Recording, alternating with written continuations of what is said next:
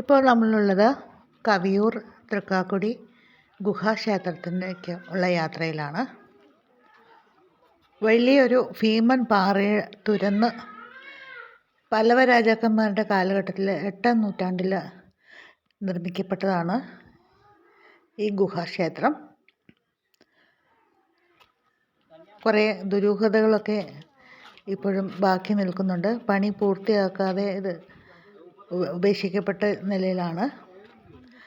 എന്നാലും എല്ലാ ദിവസവും അവിടെ പൂജകൾ നടക്കുന്നുണ്ട്. അകത്ത് കുറച്ച് കൊത്തുപണികൾ, പണി പൂർത്തിയാകാത്ത ഒരു ശിവലിംഗവും നമുക്ക് കാണാൻ സാധിക്കും. പുരാവസ്തു വകുപ്പ് ഇത് ഏറ്റെടുത്ത് നോക്കി നടത്തുന്നു. KSRTCയുടെ ബഡ്ജറ്റ് ടൂറിസത്തിൻ്റെ ഭാഗമായിട്ട് ഉള്ള ആറന്മുള യാത്ര വള്ളസദ്യ പാക്കേജിൽ ഈ ക്ഷേത്രവും ഉൾപ്പെടുത്തിയിട്ടുണ്ട്.